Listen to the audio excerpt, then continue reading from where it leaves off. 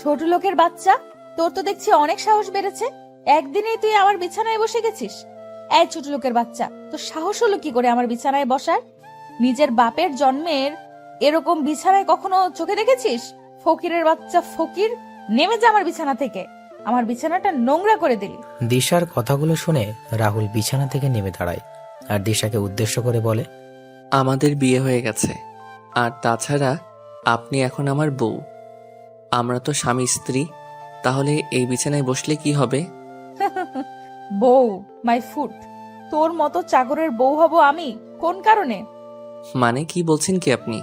হ্যাঁ, ঠিকই বলেছি। তুই ভাবলি কি করে আমি তোকে স্বামী হিসেবে মেনে নেব? কি করে? তাহলে আমায় বিয়ে করলেন কেন? তোকে বিয়ে না করলে আমি আমার লক্ষ্যে পৌঁছাতে পারতাম না কখনো। আমরা বদলা নিতে পারতাম না কখনো। মানে? শোন, আর কয়েকদিন পর আমি তোকে ডিভোর্স দিয়ে দিব, আর কয়েক মাস পর আমি সাকিবের কাছে আমেরিকা চলে যাব। আপনি আমেরিকা চলে যাবেন এটা আঙ্কেলকে বললেই তো হতো। শুধু শুধু আমায় বিয়ে করলেন কেন? বাবাকে বললে বাবা কখনো রাজি হতো না, তাই প্ল্যান করে ওই ছেলের নামে দুর্নাম ছড়িয়ে তোর সাথে বিয়েটা করে নিলাম। আমার সাথে আপনি এমনটা কেন করলেন? আমার জীবনটাই কেনই বা ধ্বংস করে দিলেন? তোর মতো চাকরের আবার কিসের জীবন? তোর জীবনের চাবিকাঠি এখন থেকে আমার হাতে। মানে?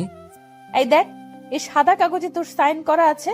এখন আমি আমার ইচ্ছে খুশি মতো তোর নামে কিছু লিখে দিব, তারপর তোকে ফাঁসিয়ে দিব। সো আমি যা বলবো সেটাই করবি। বেশি বাড়াবাড়ি করলে তোকে জেলে যেতে হবে। শুন, তোকে একটা ভালো কথা বলছি, এই কয়েক মাস আমার কথা মতো চলাচল কর, তারপর তুই মুক্তি পেয়ে যাবি। এখন গিয়ে ব্যালকনিতে ঘুমিয়ে পড়, চলে যা চুপচাপ। কিন্তু বাইরে তো অনেক ঠান্ডা। জেলে যাবি না ঠান্ডা খাবি? রাহুল একবার দিশার দিকে আর একবার কাগজের দিকে তাকিয়ে একটা বালিশ ও একটা কাঁথা নিয়ে ব্যালকনিতে চলে যায়। কি ভাবছেন? কেন আমি কোনো প্রতিবাদ না করে চলে এলাম কেন? বলছি শুনুন, পুলিশ, ডাক্তার, উকিল সবাইকে আমি বিশ্বাস করব, কিন্তু দিশা ম্যাডামকে বিশ্বাস করা যায় না। এই মেয়ে যা বলে তাই করে। সোজা কথায় বলতে গেলে বদমেজাজি মেয়ে। এই ঠান্ডায় ঘুম আসবে না, তার চেয়ে চলুন আমার অতীত থেকে আপনাদের নিয়ে ঘুরিয়ে আসি। অতীত। আজ 1 বছর পূর্ণ হলো রাহুল চৌধুরী বাড়ির কাজের। এই কজনের 1 বছরের বাড়ির কয়েকজনকে রাহুলের ভালো লেগেছে, আবার কয়েকজনকে ভালো লাগেনি। রাহুল খুব সকালে ঘুম থেকে উঠে কাজ করতে শুরু করে। রাহুল সবার জন্য নাস্তা রেডি করে টেবিলের উপর রেখে দিয়ে নিজের রুমে এসে ফ্রেশ হওয়ার জন্য বাথরুমে যাবে। তখনই রাহুলের কানে আসে চৌধুরী বাড়ির অহংকারী বদমেজাজি বড় মেয়ে দিশার। রাহুল বাথরুমে ঢুকে ফ্রেশ হয়ে এসে তাড়াতাড়ি করে দিশার রুমের সামনে যেয়ে পড়ল। ম্যাডাম, আসবো? আয়। রাহুল দিশার রুমে প্রবেশ করে একপাশে দাঁড়ায়। তখন দিশা ইশা করে রাহুলকে তার পাশে ডাকে। রাহুল দিশার সামনে যেতেই দিশা ঠাস ঠাস করে থাপ্পড় বসিয়ে দিয়ে বলা শুরু করলো, এই হারামির বাচ্চা, তোর না বলছি আমি ডাকলে তাড়াতাড়ি আমার সামনে চলে আসবি? আসলে ম্যাডাম আমি... ঠাস ঠাস, আমার মুখের উপর কথা বলতে মানা করছি না তোকে? এই বাড়িতে এসছিস কয়দিন হলো, এর মাঝে নিজের মন মতো চলাফেরা শুরু করেছিস? যা তাড়াতাড়ি আমার জুতোগুলো পলিশ করে নিয়ে আয়। হ্যাঁ, যাচ্ছি। রাহুল গালে হাত দিয়ে দিশার রুম থেকে বের হয়ে যায় আর দিশা একটা ম্যাগাজিন নিয়ে পড়তে শুরু করে। কিছুক্ষণ পর রাহুল জুতোগুলো পালিশ করে নিয়ে আসে। রাহুল দিশার রুম থেকে বের হয়ে নিচে এসে অপেক্ষা করতে থাকে দিশার জন্য। কিছু সময় পর দিশা গাড়ির কাছে আসলে রাহুল দরজা খুলে দিল। দিশা গিয়ে গাড়িতে বসে আর রাহুল এসে গাড়ি চালানো শুরু করে। দিশাকে কলেজে নামিয়ে দিয়ে রাহুল বাসায় চলে আসলো। বাসায় এসে সকল কাজ করতে থাকে। রাহুল যখন কাজ করছিল তখন দিশার মা জাহানারা বেগম রাহুলের কাছে এসে বললেন, রাহুল বাবা, এই লিস্টের বাজারগুলো নিয়ে আয়। রাতে দিশার বান্ধবীরা ডিনার করবে আমাদের এখানে। আচ্ছা আন্টি, নিয়ে আসছি আমি। শফিক ভাই এখন কেমন আছে? ভালোই, চাচার মেডিসিন চলছে। আচ্ছা বাবা, যা তাহলে তুই। রাহুল লিস্টগুলো নিয়ে বেরিয়ে পড়ে বাজারের উদ্দেশ্যে। রাহুল বাজার করে বাসায় ফিরে আসে। রাহুল যখন একটু রেস্ট নিতে যাবে তখনই রাহুলের ফোন বেজে ওঠে। রাহুল ফোন রিসিভ করে দেখতে পায় দিশা কল দিয়েছে। রাহুল তাড়াতাড়ি করে কল রিসিভ করে আর দিশা বলে, তাড়াতাড়ি করে কলেজে চলে আয়, আমার ক্লাস শেষ। আচ্ছা। রাহুল বাইরে এসে গাড়ি নিয়ে বের হয়ে যায় কলেজের উদ্দেশ্যে। কিছু সময় পর কলেজে এসে দেখতে পায় দিশা আর তার বান্ধবীরা দাঁড়িয়ে আছে। রাহুলকে আসতে দেখে দিশা তার বান্ধবীদের বিদায় দিয়ে গাড়ির কাছে চলে আসে। দিশা গাড়িতে বসলে রাহুল গাড়ি চালানো শুরু করে। একটা বড় রেস্টুরেন্টের সামনে দিশা রাহুলকে গাড়ি থামাতে বলল। রাহুল গাড়ি থামিয়ে গাড়ি থেকে নেমে পিছনের দরজা খুলে দিল। দিশা গাড়ি থেকে নেমে সামনে দাঁড়িয়ে থাকা একটা ছেলেকে জড়িয়ে ধরল। রাহুল একবার সেদিকে তাকায়, আবার গাড়িতে চলে আসে আর দিশা ছেলেটার সাথে রেস্টুরেন্টের ভিতরে চলে যায়। রাহুল গাড়িতে বসে তার মোবাইলে গেমস খেলছিল। এইদিকে দিশা সাকিব বলছে, তা কেমন আছো জানেমান? ভালোই, তুমি? ভালো আছি। আচ্ছা দিশা, চলো আমরা বিয়ে করে ফেলি। আর ভালো লাগছে না সিঙ্গেল থাকতে। করব, তবে পড়াশোনা শেষ করে নেই তারপর। আর তোমারও তো পড়াশোনা বাকি রয়েছে। পড়াশোনা করে লাভ নেই, তার চেয়ে বিয়ে করে আমরা দুজনে আমেরিকা চলে যাব আর ওখানে সেটেলড হয়ে যাব। কি বলো? এত টাকা আসবে কোথা থেকে? হ্যাঁ, তুমি দিবে। এখন আমার ব্যবসা যখন কিছুটা বৃদ্ধি পাবে তখন আমি আবার তোমার টাকা দিয়ে দিব। সত্যি বলতে কি জানো, আমার খুব খারাপ লাগছে তোমার থেকে টাকা নিতে, কিন্তু কি করব বলো, আমি নিরুপায় হয়ে গেছি। আচ্ছা, আমি বাবার সাথে কথা বলবো আমাদের বিয়ের ব্যাপারে। তুমি চিন্তা করো না। আর হ্যাঁ, তোমার টাকার ব্যবস্থা হয়ে যাবে, তুমি চিন্তা করো না। আচ্ছা, এখন আসি আমি, কালকে দেখা হচ্ছে। এখন এলে আবার এখনই চলে যাবে? মা কল দিয়েছিল আর বলল তাড়াতাড়ি বাসায় যাওয়ার জন্য। আসি আমি। দিশা কথাটা বলে চলে আসে সেখান থেকে গাড়িতে। দিশাকে আসতে দেখে রাহুল গাড়ি থেকে নেমে গাড়ির দরজা খুলে দিল। দিশা গিয়ে গাড়িতে গিয়ে বসলো আর রাহুল নিজের সিটে বসে চালানো শুরু করে।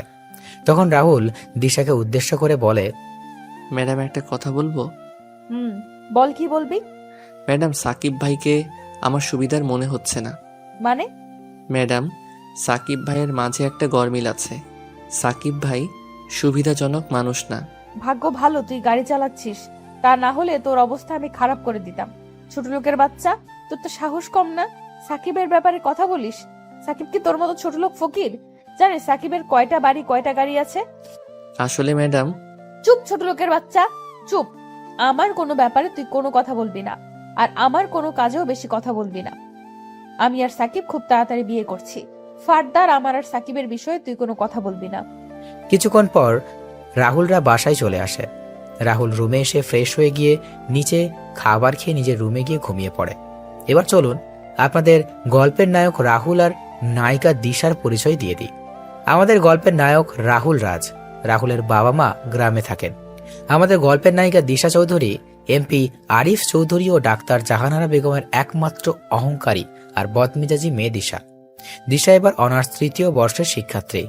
বাকিটুকু না হয় গল্পের সাথে থাকলেই জানতে পারবেন। রাহুল ঘুমিয়েছিল, তখনই সে বুঝতে পারে তার পুরো শরীর ভিজে আছে, তার শরীর থেকে বাজে গন্ধ আসছে। রাহুল উঠে সামনে তাকিয়ে দেখতে পায় দিশা দাঁড়িয়ে আছে রাগী চোখে। রাহুল পাশে তাকিয়ে দেখতে পায় তার বিছানায় ময়লা পানি দিয়ে ভিজে আছে। তখন রাহুল দিশাকে বলে, এভাবে ঘুম থেকে তোলার কোনো মানে হয় কি? এটা কি করলেন আপনি? আমি বাইরে যাব, 5 মিনিটের ভেতর নিচে আয়। বিছানা ভিজানো দরকার ছিল কি? আর ময়লা পানি বা কেন দিলেন? তোর মতো ছোট লোকের কোনো প্রশ্নের উত্তর দিতে আমি বাধ্য নই। বেশি কথা না বলে নিচে আয়। রাহুল আর কোনো কথা বলল না।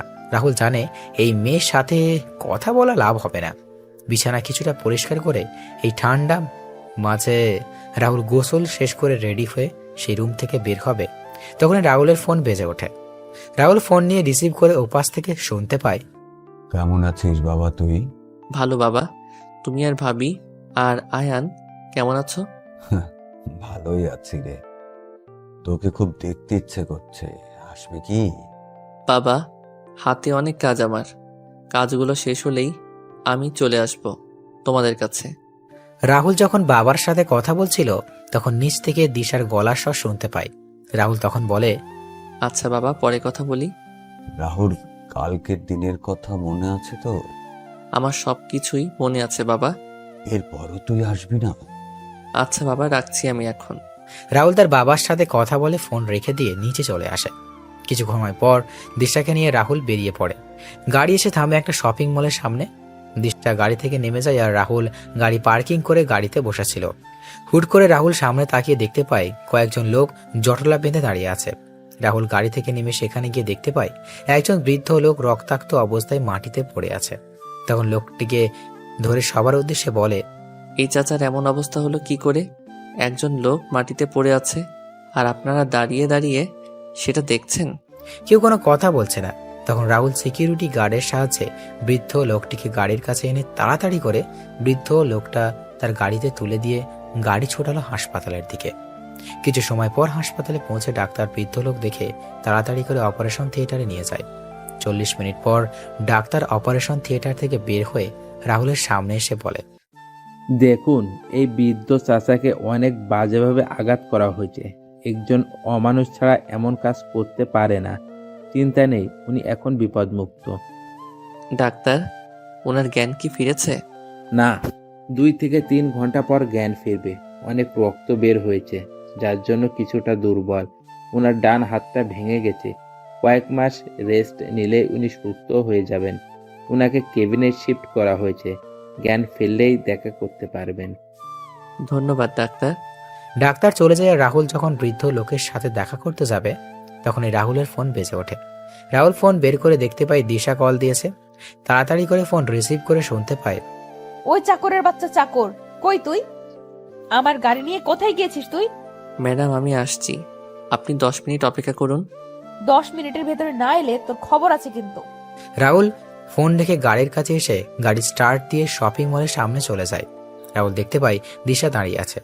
দিশাকে দেখে মনে হচ্ছে অনেক রেগে আছে। দিশার সামনে গাড়ি থামিয়ে গাড়ি থেকে নেমে গাড়ির দরজা খুলে দিল। দিশা গাড়ির ভিতরে তাকিয়ে রাহুলের গায়ে ঠাস ঠাস করে থাপ্পড় বসিয়ে দিল। রাহুল বুঝতে পারছে না হঠাৎ করে দিশা কেন তাকে সবার সামনে এইভাবে থাপ্পড় মারছে। রাহুলের গালে হাত দিয়ে দিল, বলে, 10 মিনিটের আগেই তো আমি চলে এলাম, তাহলে মারলেন কেন? এই কুত্তার বাচ্চা, আমার গাড়ির সিটের রক্ত আসলো কি করে? কাকে আমার গাড়িতে খুন করেছিস বলতো? ম্যাডাম, কি বলছেন কি? আমি কেন শুধু শুধু খুন করতে যাব কাউকে? তাহলে আমার গাড়িতে রক্ত আসলো কি করে? আসলে ম্যাডাম, এই ফকিরের বাচ্চা, তুই কি আমার গাড়িকে পাবলিক গাড়ি পেয়েছিস? এই গাড়ির দাম জানিস তুই? তোর মতো 100 জন চাকরের জীবনের চেয়েও এই গাড়ির মূল্য অনেক বেশি। ম্যাডাম, কেউ বিপদে বা আঘাতপ্রাপ্ত হলে তাকে সাহায্য করা আমাদের সকলের দায়িত্ব। মানুষের জীবনের যে মূল্যবান আর কিছু নেই। চল বাসায়, আজকে তোর খবর আছে। দিশা কথাগুলো বলে গাড়ির সামনের সিটে বসে পড়ে আর রাহুল মাথা নিচু করে গাড়িতে এসে চালানো শুরু করলো। কিছু সময় পর বাসায় এসে গেলে দিশা গাড়ি থেকে বাসার ভিতরে প্রবেশ করে আর রাহুল গাড়ি পার্কিং করে আসে। মা, বাবা, মা, বাবা, কোথায় তোমরা?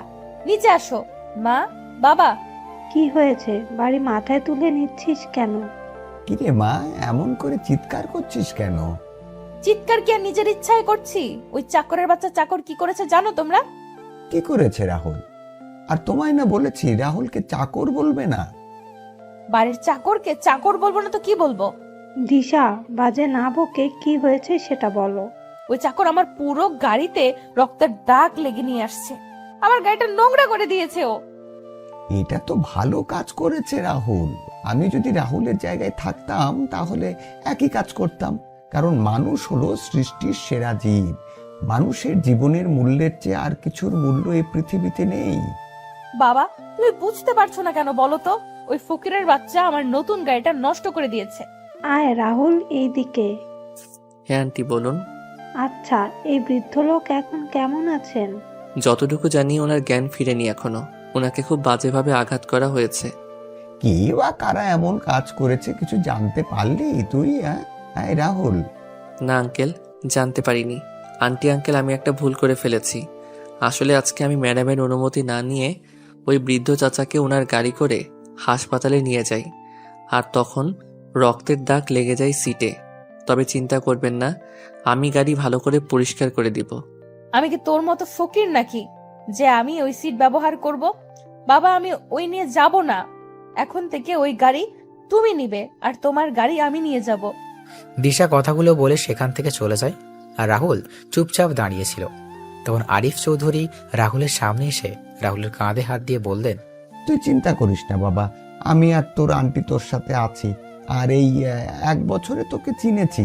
তুই এমন কোনো কাজ করবি না যে যে কাজের দ্বারা কোনো সমস্যা হয়।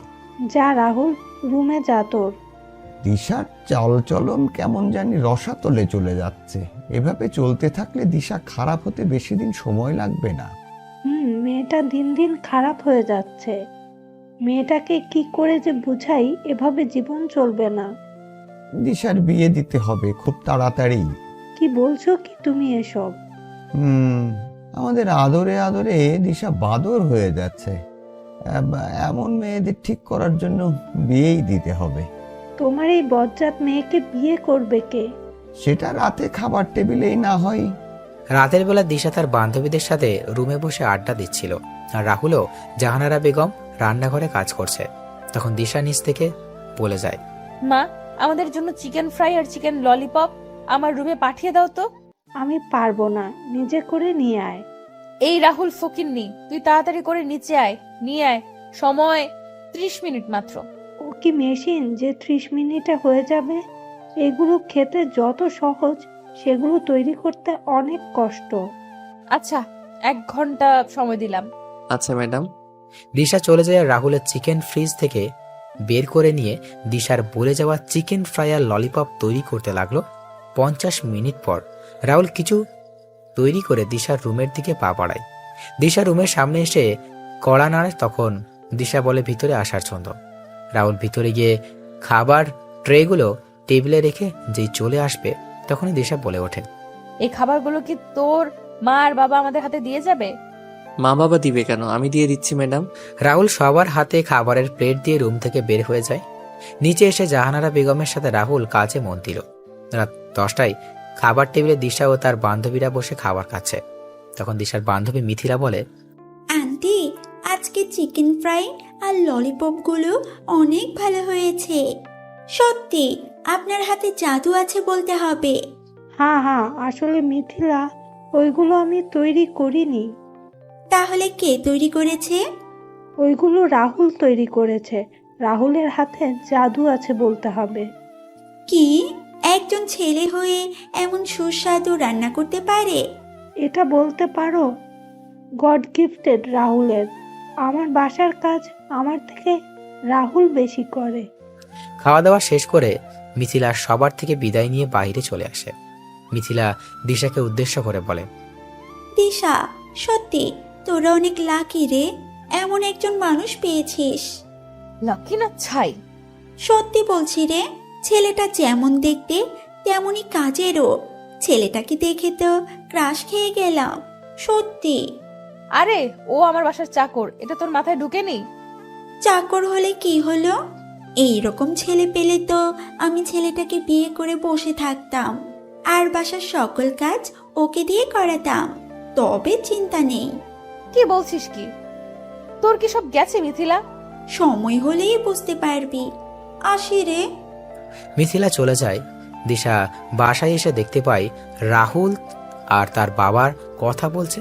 তখন দিশা তার বাবার সামনে এসে বলে, বাবা, কি নিয়ে কথা বলছো তুমি ওই ফকিরের সাথে? দিশা, নিজের ব্যবহার ঠিক করো তুমি। কি কথা বলছো বললো না তো বাবা? কালকে তোমায় দেখতে আসছে, তারই কথা বলছি আমি। কি দেখতে আসছে মানে? তোমার বিয়ের কথাবার্তা চলছে। অনেকদিন নিজের মতো করে ঘোরাঘুরি তো করলে, এবার স্বামী সংসারের দিকে মনোযোগী হও। না, এটা হবে না। কেন হবে না? আর কত বাউন্ডুলের মতো ঘোরাঘুরি করবে তুমি? মা, বাবা, আমি একজনকে পছন্দ করি আর তাকেই বিয়ে করতে চাই।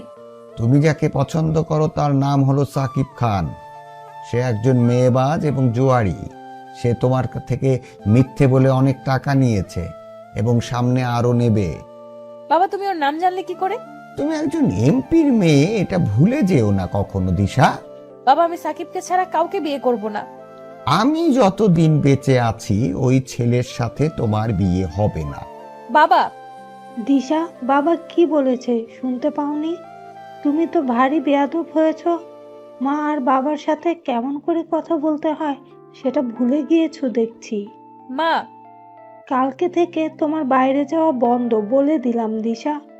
বেশি বাড়াবাড়ি করলে কাজী ডেকে বিয়ে দিয়ে দেবো কিন্তু। ভালো লাগে না। দিশা তার রুমে চলে যায়। রুমে গিয়ে ভাবতে থাকে, না, আমি সাকিবকে ছাড়া কাউকে বিয়ে করব না। সাকিবের জন্য আমি প্রয়োজন হলে বাড়ি থেকে পালাতেও, হ্যাঁ, আমায় পালাতে হবে। 1 মিনিট, তার আগে সাকিবকে কল দেই। হ্যালো সাকিব, কই তুমি? আমি তো এখন এয়ারপোর্টে যাচ্ছি। এয়ারপোর্টে মানে? হ্যাঁ, কিছু কাজে আমি আমেরিকা যাচ্ছি। কেন, কি হয়েছে জানেমান? সাকিব, বাবা আমার বিয়ে ঠিক করেছে আর কালকে আমার ছেলেপক্ষ দেখতে আসছে। কি বলছো কি? হঠাৎ করে এমন সিদ্ধান্ত কেন? জানি না, তবে আমার মনে হয় রাহুল বাবাকে কিছু উল্টাপাল্টা বুঝিয়েছে। সাকিব, আমি তোমায় ছাড়া কাউকে বিয়ে করতে পারবো না। তুমি এয়ারপোর্টে থাকো, আমি আসছি। না না, এখন এসো না তুমি। কেন সাকিব, তুমি বুঝতে পারছো না কেন? তুমি কালকে ছেলে পক্ষের যদি আমায় পছন্দ হয়ে যায় তাহলে আমাদের কি হবে? কিচ্ছু হবে না। তুমি পারবে তো এই কাজটা করতে? তুমি কিন্তু পারবে, আমি জানি। 3 মাস পর আমি আমার কাজ শেষ করে ফিরে আসছি। এখন বলো তুমি পারবে কিনা? কিন্তু সাকিব, তুমি চাও না দিশা আমি প্রতিষ্ঠিত হই, আমার কোনো পরিচয় হোক? আমি পারবো সাকিব। দিশা ফোন রেখে নিচে এসে তার মা বাবাকে উদ্দেশ্য করে বলে ওঠে, না বাবা, আমি রাজি। সত্যি বলছিস তুই মা? হ্যাঁ বাবা, সত্যি বলছি। আমি জানতাম আমার মেয়ে আমার কথা কখনো ফেলবে না। আচ্ছা, বাকি কথা পরে হবে। মা, আমার খুব ক্ষুধা পেয়েছে, তাড়াতাড়ি খাবার দাও। দিচ্ছি, আয় তোরা। রাহুল, তুইও আয়। আন্টি। রাহুল রান্নাঘরে জাহানারা বেগমের সাথে সকল খাবার নিয়ে এসে টেবিলে রাখছে। তখন জাহানারা বেগম বলেন, যা রাহুল, টেবিলে বস, আমি খাবার নিয়ে আসছি। মনে মনে বললাম, টেবিলে বসি, আমি আর আপনার মেয়ে আমার হাবি গোষ্ঠীকে নিয়ে কথা বলুক, দরকার নেই, আমি পরে খেয়ে নিব। কিরে রাহুল, আয় টেবিলে বস। না আঙ্কেল, আপনারা খান, আমি একটু পরে খেয়ে নিব। বললাম না বসতে রাহুল। আরিফ চৌধুরী জাহানারা বেগম রাহুলকে তাদের সাথে জোর করে বসিয়ে দিলেন। রাহুল তাদের সাথে টেবিলে বসতে চায়নি। দিশা তার মা আর বাবাকে উদ্দেশ্য করে বলে, মা বাবা, তোমরা কি শুরু করেছো বলো তো? বাড়ির চাকরকে নিয়ে এত আদিক্ষেতা কেন দেখাচ্ছ? ও বাড়ির বাকি চাকরদের সাথে বসে খাবার খাবে, তাহলে কেন আমাদের সাথে টেবিলে বসিয়েছো? তোমাকে না বলেছি দিশা রাহুলকে বাড়ির চাকর বলবে না? দিশা, হচ্ছেটা কি? চুপচাপ বসে খাবার খাও, কোনো কথা বলবে না। আমি এর সাথে এক টেবিলে বসে খাবার খাবো না। আচ্ছা ম্যাডাম, আপনি খাবার খেয়ে নেন, আমি টেবিল ছেড়ে দিচ্ছি। আমি এখানে খাবো না, আমি গেলাম। এখন কেন খাবি না? ছেলেটা তো তার খাবার নিয়ে টেবিল থেকে চলে গেছে। আমার খাবার রুমে পাঠিয়ে দাও, আমি রুমে খেয়ে নিব। কথাগুলো বলে দিশা রুম থেকে চলে যায় আর রাহুল নিজের খাবার নিয়ে চলে যায়। খাওয়া দাওয়া করে রাহুল তার রুমে ঘুমিয়ে যায়। পরের দিন সকালে রাহুল ঘুম থেকে উঠে বেরিয়ে যায় গাড়ি নিয়ে হাসপাতালে। সেখানে গিয়ে ডাক্তারের সাথে কথা বলে চলে যায় বৃদ্ধ চাচার সাথে কথা বলতে তার কেবিনে। রাহুল কেবিনে গিয়ে চাচার উদ্দেশ্যে করে বলে ওঠে, চাচা, কেমন আছেন আপনি এখন? ভালোই বাবা, হয়তো তোমার জন্য মৃত্যুর দরজা থেকে ফিরে এলাম বাবা। আচ্ছা চাচা, আপনার এই অবস্থা হলো কি করে? সে আবার পোড়া কপাল বাবা। চাচা, আমি তো আপনার ছেলের মতো, কি হয়েছে আমায় বলুন। রাহুল কথা শুনে বৃদ্ধ লোকের চোখের কোণ ভিজে ওঠে। রাহুল চাচার চোখের জল মুছে দিয়ে চাচার দিকে তাকিয়ে তখন চাচা রাহুলকে বলেন, বাবারে, আমি একজন বীর মুক্তিযোদ্ধা। অনেক সংগ্রাম করে এই দেশকে শত্রুমুক্ত করেছিলাম, কিন্তু দেশের ভিতরে যে এত শত্রুর বংশধরেরা থেকে যাবে এটা কখনো ভাবিনি। মানে চাচা, কি হয়েছে বলুন তো। বাবা, সরকার থেকে আমায় একটা বাড়ি আর কিছু জমি দিয়েছিল। আমি বউ, ছেলের বউ নিয়ে আমার জীবন ভালোই চলছিল, কিন্তু আমার ভালো জীবনটা কালো জীবনে পরিণত হয়। একদিন কয়েকজন লোক এসে বলে আমার এই বাড়ি আর জমিগুলো তাদের নামে লিখে দিতে। আমি তাদের মানা করে দেই। এভাবে সপ্তাহের পর সপ্তাহ ওরা এসে আমাদেরকে বাড়ি ছেড়ে দেওয়ার জন্য বলতো, আর আমরা ওদের কারণেও অতিষ্ঠ হয়ে উঠি। আমার ছেলে সালাম ওদের বিরুদ্ধে থানায় মামলা করতে যায় এবং মামলা করে বাসায় চলে আসে। পরের দিন সকালে ওই লোকগুলো এসে আমাদের গ্রামের সমস্ত লোকের সামনে আমার ছেলে, আমার স্ত্রী আর আমার 5 মাসের অন্তঃসত্ত্বা স্ত্রীকে জোর করে বের করে দেয়। আমরা কোনো উপায় না পেয়ে থানায় চলে যাই। থানার বড় অফিসারকে সব কথা বলে যাতে, তবে উনি উল্টো আমাদেরকে বলে দেয় যে সেই লোকগুলোর কথা যাতে মেনে নিই। কিন্তু আমি আর আমার পরিবারের সবাই ছিল আমার সিদ্ধান্তের সাথে একমত। আমি ওদের কথা মেনে নিলে আমার পরিবার নিয়ে রাস্তায় বসতে হবে। আমি কোনো উপায় না পেয়ে আবার বাড়িতে ফিরে আসি। বাড়িতে আসতেই দেখতে পেলাম লোকগুলো বসে আছে সেখানে। আমি তাদের অনেক অনুরোধ করলাম, কিন্তু তারা শোনেনি। তারপর আমরা ওদের স্যারের সাথে কথা বলতে চাই। তখন ওরা আমাদের নিয়ে যায় ওদের স্যারের সামনে। আমি ওদের স্যারকে সবকিছু খুলে বলি, অনেক আশা নিয়েই কথাগুলো বলি, যেন উনি শুনলে আমাদের দয়া করবেন। কিন্তু ওই স্যার আমাদের অনেক খারাপ কথা বলেছে। এসব শুনে আমার ছেলে সালাম গিয়ে ওই স্যারের কলার টেনে ধরে রাগান্বিত কণ্ঠে কিছু কথা বলে। ওই কথাগুলো শুনে আমার ছেলেকে আমাদের চোখের সামনে গুলি করে হত্যা করে। সেদিন ওই আমার ছেলেকে হারিয়ে আমার পুরো পৃথিবী থমকে যায়। আমাদের এবং আমার ছেলের লাশ ওরা রাস্তায় এনে অনেক কিছু করার চেষ্টা করে। যখন কোনো উপায় পেলাম না, তখন একটা গাড়ি ঠিক করে ছেলের লাশ নিয়ে রওনা দিলাম গ্রামের দিকে। মাঝ রাস্তায় আমার ছেলের বউ অজ্ঞান হয়ে যায়, আর গাড়িতে কোনো পানি ছিল না। আমি পানি কেনার জন্য একটা দোকানে যাই।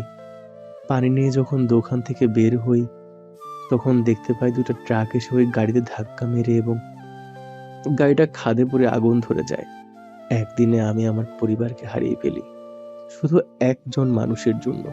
কোনো উপায় না পেয়ে আমি ঢাকা চলে আসি শুধুমাত্র আমাদের প্রধানমন্ত্রীর কিছু কথা জিজ্ঞেস করার জন্য। আমি প্রধানমন্ত্রীর বাসভবন থেকে কিছুটা দূরে ভিক্ষা করি আর প্রধানমন্ত্রীর দেখা পাওয়ার জন্য অপেক্ষা করতে থাকি। আজকে এদিকে আসছিলাম, কিন্তু হঠাৎ করে কোনো কথা ছাড়াই কিছু লোক এসে আমায় মারতে শুরু করে। এখন সৃষ্টিকর্তাই আমার শেষ ভরসা। বৃদ্ধ লোক কথাগুলো বলে বোকা কান্না করতে লাগলেন।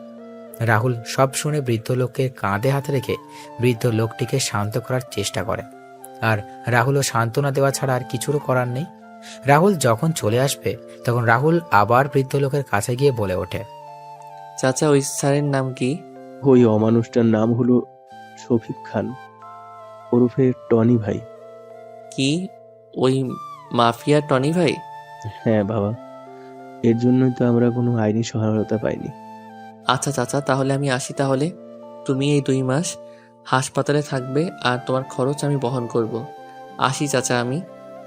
রাহুল কথাগুলো বলে চলে আসে।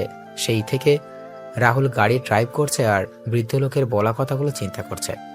হঠাৎ করে গাড়ির সামনে মিথিলা চলে আসে আর রাহুল তাড়াতাড়ি করে ব্রেক করে। রাহুল কিছু বলতে যাবে তার আগেই মিথিলা রাহুলের কাছে এসে বলে, হাই, আমি মিথিলা। মানেটা কি? আপনি কি আপনার নাম বলার জন্য এভাবে গাড়ির সামনে চলে আসছেন? আমি আসি। আচ্ছা, আমি আসছি তাহলে। আরে কই যাও? আমায় নিয়ে যাও। কোথায় যাবেন আপনি? বাসায় যাব তোমার সাথে। আমি কি আপনারা চিনি যে আপনি আমার সাথে যাবেন? সে কি, কালকে তুমি আমায় দিশার রুমে দেখোনি? আমি দিশার বেস্ট ফ্রেন্ড মিথিলা। ও আচ্ছা, আসলে আমি তেমন মেয়েদের সাথে কথা বলি না। তা আপনি কোথায় যাবেন? তোমাদের বাসায়। আমাদের বাসায় কেন যাবেন? দিশা কল দিয়ে বলল যাওয়ার জন্য, তাই। আচ্ছা, তাহলে উঠুন গাড়িতে। মিথিলা গাড়িতে উঠে গেলে রাহুল গাড়ি চালানো শুরু করলো। গাড়ির ভিতর আর কেউ কোনো কথা বলেনি। সবকিছু রাহুল এসে বাসায় পৌঁছে যায়। রাহুল গাড়ি রেখে বাসায় চলে আসে। রাহুলকে আসতে দেখে আরিফ চৌধুরী রাহুলকে ডেকে বললেন, রাহুল, তুই বাজার থেকে এই লিস্টে লেখা জিনিসগুলো নিয়ে আয় বাবা। হ্যাঁ, আর ওই এইদিকে অনেক কাজ বাকি আছে কিন্তু। আচ্ছা, আমি নিয়ে আসছি আঙ্কেল। রাহুল লিস্ট নিয়ে বাজারে রওনা দিল। এইদিকে কেউ কাউকে কল দিয়ে বলছে, বস, শিকার পেয়ে গেছি এবং লক করে দিয়েছি, এখন কি করব? পিছনে আর বুঝতে পেরেছিস তো? হ্যাঁ বলে ফোন কেটে দিল। এদিকে রাহুল বাজারে এসে লিস্টের সকল জিনিসগুলো নিয়ে নিল। রাহুল গাড়ি চালিয়ে কিছু দূর আসার পর গাড়ি ব্রেক করে রাহুলের সামনে তাকিয়ে দেখতে পায় কতগুলো লোক মুখে কাপড় বেঁধে হাতে লাঠি নিয়ে দাঁড়িয়ে আছে। রাহুল গাড়ির গ্লাস নামিয়ে বলে, কি ব্যাপার ভাইরা, এভাবে রাস্তা আটকানো মানে কি? রাস্তা থেকে সরে যান, বাসায় যেতে হবে। লোকগুলো রাহুলের কথা শুনতে হেসে শুরু করলো। তখন রাহুল আবার বলে, কি হলো ভাইরা, রাস্তা থেকে সরে যান, আমি যাব। সময় মতো জিনিসগুলো নিয়ে না গেলে আমায় অনেক কথা শুনতে হবে। লোকগুলো এবার গিয়ে এসে রাহুলকে গাড়ি থেকে টেনে বের করে নিয়ে রাস্তার পাশে থাকা একটা গাড়িতে করে নিয়ে আর রাহুলকে কোনো কথা ছাড়াই মারতে শুরু করলো। রাহুল চেষ্টা করে পারছে না নিজেকে ওদের থেকে বাঁচানোর জন্য। একজনের পর একজন রাহুলকে আঘাত করেই যাচ্ছে। আর হুট করে কেউ রাহুলের মাথায় বাড়ি কিছু দিয়ে আঘাত করে আর রাহুল মাথায় হাত দিয়ে মা গো বলে চিৎকার দিয়ে বসে পড়ে। আমি মাথায় হাত দিয়ে দেখতে পেলাম মাথা দিয়ে রক্ত পড়ছে। আমি মাটিতে হাঁটু গেড়ে মাথায় হাত দিয়ে বসে আছি। লোকগুলো আমার সামনে আসে। 2টা ছেলে আমার বাম পাশ ও ডান পাশ থেকে জ্বলন্ত 2টা রড আমার 2 হাতে ঢুকিয়ে দেয়। আমি ব্যথায় চিৎকার দিয়ে উঠি, ও মা, মা গো! একে তো ব্যথায় ব্যথা করছে, সাথে আমার 2 হাতে জ্বলন্ত ও বড় রড ঢুকিয়ে দিয়েছে। আমার যন্ত্রণা যেন বেড়ে যাচ্ছে, আমার চোখ বন্ধ হয়ে আসছে। চোখ বন্ধ হওয়ার আগে আমি দেখতে পেলাম দিশা ম্যাডাম আমার দিকে হাসতে হাসতে এগিয়ে আসছে। এক সময় আমার চোখ দুটো বন্ধ হয়ে যায় আর আমি মাটিতে লুটিয়ে পড়ি। দিশা এসে রাহুলের জ্ঞানহীন শরীরের উপর পা দিয়ে বলে ওঠে, বলেছিলাম ফকিরের বাচ্চা, তোকে আমার ব্যাপারে কথা বলতে আসবি না, কিন্তু তুই শুনলি না আমার কথা। এবার বুঝ আমার কথা না শোনার পরিণাম কি হয়। দিশা কথাগুলো বলে রাহুলের জ্ঞানহীন দেখে লাথি দিয়ে তার লোকেদের নিয়ে চলে যায়। এদিকে আরিফ চৌধুরী রাহুলকে কল দিয়ে যাচ্ছেন, কিন্তু কেউ রিসিভ করছেন না। এইদিকে ছেলেপক্ষ চলে আসে দিশাকে দেখতে। আরিফ চৌধুরীও ব্যস্ত হয়ে পড়েন তাদের সাথে। আমি চোখ খুলে দেখতে পেলাম একটা বেডে শুয়ে আছি। চারপাশে তাকিয়ে ভালো করে তাকিয়ে দেখলাম আমার পাশের বেডে সেই বৃদ্ধ চাচা আমার দিকে তাকিয়ে আছেন। কি রে বাবা, এখন কেমন লাগছে তোর? ভালো লাগছে। মাথায় প্রচন্ড ব্যথা করছে, হাত নাড়াতে গিয়েও হাত নাড়াতে পারলাম না, হাতেও ব্যথা করছে প্রচুর। আশ্চর্যের বিষয় হলো আমি আমার শরীরে প্রচন্ড ব্যথা অনুভব করছি, যা কাউকে বলে বোঝাতে পারবো না। তোর এই অবস্থা কি করলো বাবা? আর একটু হলে তো তোর 2 হাত একেবারের জন্যই হারিয়ে ফেলতি, নিজের প্রাণটাও তো হারিয়ে ফেলতে পারতি। আচ্ছা চাচা, আমি এখানে আসলাম কি করে? জানি না, তবে সেটা ডাক্তার বলতে পারবে। রাহুল আর বৃদ্ধ চাচা যখন কথা বলছিল তখনই ডাক্তার কেবিনে প্রবেশ করে। ডাক্তার রাহুলের কাছে এসে রাহুলকে পরীক্ষা করে বলেন, তোমাকে প্রথমে দেখে তো খুব ভয় পেয়ে গিয়েছিলাম, তা এখন কেমন লাগছে তোমার? ভালোই ডাক্তার, তবে আমার শরীরের প্রচন্ড ব্যথা করছে। আচ্ছা, ও হ্যাঁ, এই নাও তোমার ফোন। আঙ্কেল নামে একটা নাম্বার থেকে কয়েকবার কল এসেছিল, তারপর আমি কল রিসিভ করে তোমার অবস্থা ওনাদের জানিয়ে দেই। হয়তো কিছু সময় পর ওনারা চলে আসবেন। ডাক্তার, আমি এখানে আসলাম কিভাবে? আমি যখন আমার বাসায় যাচ্ছিলাম তখন তোমার অচেতন ও রক্তাক্ত অবস্থায় রাস্তার পাশে পড়ে থাকতে দেখি, তারপর তোমার এখানে নিয়ে আসি। আচ্ছা, এই অবস্থা হলো কি করে তোমার? আসলে রাস্তায় আমি কয়েকজন ছিনতাইকারী হাতে পড়ি আর তাদের সাথে হাতাহাতির এক পর্যায়ে এমন হয়। তাই বলে তোমার হাতে জ্বলন্ত রড ঢুকিয়ে দেবে? এটা আমার বিশ্বাস হচ্ছে না। সাথে তোমার তো খুব বিষাক্ত বিষ দেওয়া হয়েছিল, যা মানবদেহে খুব তাড়াতাড়ি ছড়িয়ে পড়ে। তবে তোমার ভাগ্য ভালো যে তুমি এই যাত্রায় বেঁচে গিয়েছো। আচ্ছা, আমার ঠিক করে বলো তো কি হয়েছে তোমার সাথে? ডাক্তার, সত্যি তো বললাম, আপনাকে মিথ্যা বলে লাভ কি আমার? আপনি বলুন, কেউ কি ইচ্ছে করে নিজের এতটা ক্ষতি করবে? আর বিষের ব্যাপারটা তো আমার অজানা। কেবিনে তখন প্রবেশ করেন আরিফ চৌধুরী, জাহানারা বেগম, দিশা আর মিথিলা। আরিফ চৌধুরী ডাক্তারকে বলেন, ডাক্তার, এখন রাহুল কেমন আছে? স্যার, চিন্তার কোনো কারণ নেই। রাহুল এখন বিপদমুক্ত। তবে আর কিছুক্ষণ পর রাহুলের সাথে দেখা হলে রাহুলের হাত দুটো কেটে ফেলতে হতো। হয়তো রাহুল আমাদের মাঝ থেকে, বুঝতেই পারছেন তো। কি বলছেন কি ডাক্তার আপনি? হ্যাঁ ম্যাডাম, আমি ঠিক বলছি, কারণ ছেলেটার 2 হাতে কারা যেন জ্বলন্ত রড ঢুকিয়ে দিয়েছে। সাথে রাহুলকে কেউ অনেক বিষাক্ত বিষ দিয়ে মেরে ফেলতে চেয়েছিল। এই বিষ তো আমাদের বাংলাদেশ থেকে ব্যান্ড করা হয়েছে, তাহলে এটা আসলো কি করে? রাহুল, কারা ছিল? তুই কি তাদের দেখেছিস? শুধু বল আমায়, তুই দেখ আমি কি ব্যবস্থা ওদের করি। আমি একবার দিশা ম্যাডামের দিকে তাকালাম, দেখলাম ম্যাডাম কিছুটা ভয় পেয়ে আছে। ম্যাডাম একবার আর চোখে আমার দিকে আর একবার আঙ্কেলের দিকে তাকাচ্ছে। কি রে রাহুল, তোর আঙ্কেল তোকে কি জিজ্ঞাসা করছে বলবি তো? আসলে আঙ্কেল আন্টি ওদের মুখে কাপড় বাঁধা ছিল, আমি ঠিক করে দেখতে পাইনি। আচ্ছা আচ্ছা, আমি দেখছি। হ্যাঁ, ডাক্তার, আপনি রাহুলকে কোথায় পেয়েছিলেন? আমি রাহুলকে ওই বাইপাস রাস্তার পাশে অজ্ঞান অবস্থায় পেয়েছিলাম। আঙ্কেল, বাদ দাও না, যা হওয়া সেটা হয়ে গেছে তো। তুই বুঝতে পারছিস না? আর একটু হলেই তো তোর কত বড় ক্ষতি হয়েছে তো। দিশা রাহুলের কথা শুনে বেশ অবাক হয়ে যায়। দিশা মনে মনে বলছে, আমরা তো রাহুলকে মেরে ওই বাড়িতে ফেলে রেখেছিলাম, তাহলে বিষ দিল কে রাহুলকে? আর কে করতে চাইছে এমনটা? তাহলে কি কেউ আমাকে ফাঁসানোর চেষ্টা করছে? কে করবে এমনটা? ফুর ছাই। যাই হোক, রাহুল মরলেই তো আমার লাভ। ডাক্তার আর আরিফ চৌধুরী বাইরে চলে যান। মিথিলা একবার রাহুলের দিকে আর একবার দিশার দিকে তাকিয়ে রাহুলের পাশে গিয়ে কানে কানে বলে, তা ছিনতাইকারী কি শুধু ছেলে ছিল, না সাথে মেয়েও ছিল? মানে? বলেছি যে ছিনতাইকারী কি শুধু ছেলে ছিল, না সাথে মেয়েও ছিল? মেয়ে হতে যাবে কেন? ছেলেই তো ছিল। ও আচ্ছা, আমি আরো ভাবলাম। কি ভাবলেন? কিছু না। দিশা কিছুক্ষণ চলে যায় বাসায়। রাহুল জাহানারা বেগমকে উদ্দেশ্য করে বলে, আন্টি আজকে কি ছেলেপক্ষ এসেছিল ম্যাডামকে দেখতে? হ্যাঁ, এসেছিল। আর দিশাকে তাদের পছন্দ হয়েছে। 15 দিন পর দিশার বিয়ে ঠিক করা হয়েছে, কিন্তু এখন দেখছি বিয়ে পিছিয়ে দিতে হবে। কেন আন্টি, বিয়ে পিছিয়ে নেবেন কেন? তোর এই অবস্থা, তোর শরীর ঠিক হলেই দিশার বিয়ে হবে। তোর এই অবস্থায় বিয়ে হবে কি করে? তুই ছাড়া আমাদের সব দিক কে খেয়াল রাখবে বল? তোর আঙ্কেলের অবস্থা এখন বেশি ভালো না, সব দিক দেখাশোনা কে করবে? তুই রেস্ট নে, আমি আসছি, দেখি ডাক্তার কি বলে। জাহানারা বেগম কেবিন থেকে বের হয়ে যান। রাহুলও চোখ বন্ধ করে শুয়েছিল। তখনই মিথিলা রাহুলের পাশে বসে বলে, আচ্ছা, তুমি কেমন ছেলে মানুষ? হ্যাঁ, মানে? তুমি নিজেকে বাঁচাতে পারলে না? একা মানুষ কয়েকজনের সাথে লড়াই করবো বলুন তো? সেটা ঠিক। আচ্ছা, তোমার পরিবারে কে কে আছেন?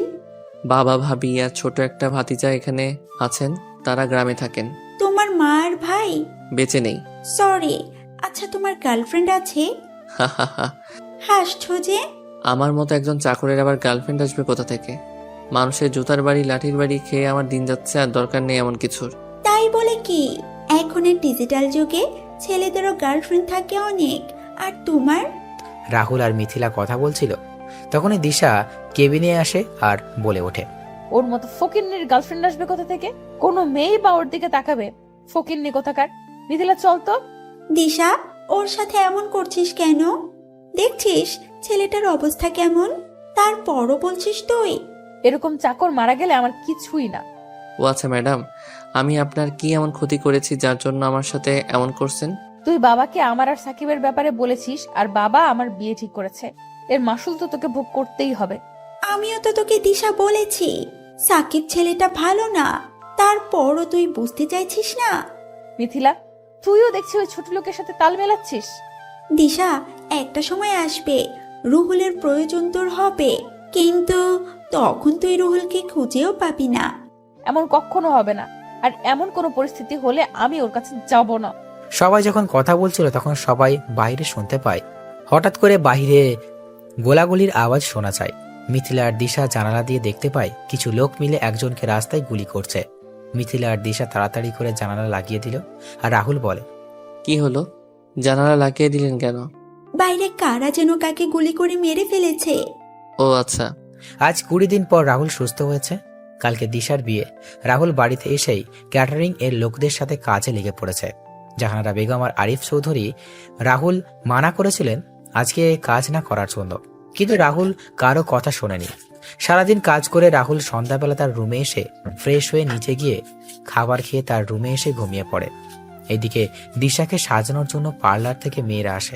রাতের বেলা সবাই মিলে দিশাকে হলুদ দিচ্ছে, আর মিথিলা রাহুলকে খুঁজে যাচ্ছে কিন্তু পাচ্ছে না।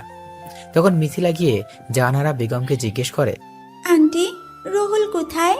আজকে দেখছি না যে। আজকে সারাদিন রাহুল ক্যাটারিং এর লোকের সাথে কাজ করেছে। সন্ধ্যাবেলা খাওয়া দাওয়া করে নিজের রুমে গিয়ে ঘুমিয়ে পড়েছে। কালকে তো রাহুলের অনেক কাজ, আমি বলেছিলাম থাকার জন্য, কিন্তু ছেলেটা বলল ওর ভালো লাগছে না। ও আচ্ছা। মিথিলা সেখান থেকে এসে রাহুলের রুমের সামনে চলে আসে। মিথিলা রাহুলের দরজায় এসে কড়া নাড়তে থাকে। কড়া নাড়ার শব্দে রাহুলের ঘুম ভেঙে যায়। রাহুল উঠে গিয়ে দরজা খুলে দিয়ে রাহুল ঠিকমতো চোখ খুলে রাখতে পারছিল না। রাহুল অনেক কষ্টে সামনে তাকিয়ে মিথিলাকে দেখে বলে, কি চাই আপনার? আগে গিয়ে ফ্রেশ হয়ে আসো, তারপর বলছি। এখন ঘুমাবো আমি। রাতে কি চুরি করতে যাবে যে এখন ঘুমাবে? আপনি আসুন এখন।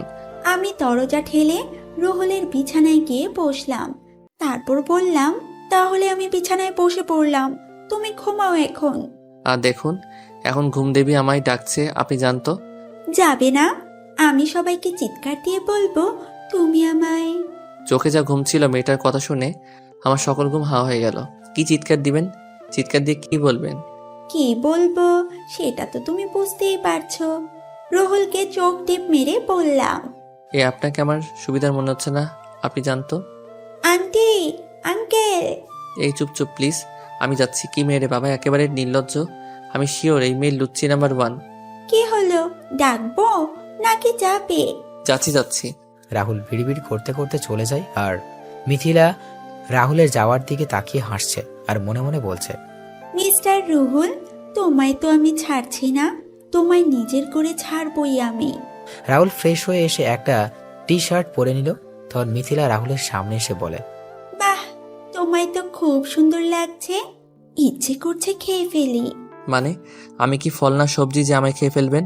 তুমি হলে আমার চকলেট বয়, গাল টেনে বললাম। বলুন এবার কি বলবেন। চলো আমার সাথে তুমি। কোথায় যাব আপনার সাথে? আন্টি আঙ্কেলের আমার প্রয়োজন হতে পারে, আমি যাব না। মিথিলা রাহুলের দিকে একবার রাগী চোখে তাকিয়ে রাহুলের ডান হাত জড়িয়ে ধরে রুম থেকে গায়ে হলুদের জায়গা নিয়ে আসে। এইদিকে দিশাকে সবাই হলুদ দিচ্ছে। তখন মিথিলা বলে ওঠে, এই সরো সরো তোমরা, আমি আর রুহুল দিশাকে হলুদ দিব। রুহুল চলো। রাহুল মিথিলার কথা শুনে থমকে যায় আর বাকি সবাই হাতে তালি দিচ্ছে।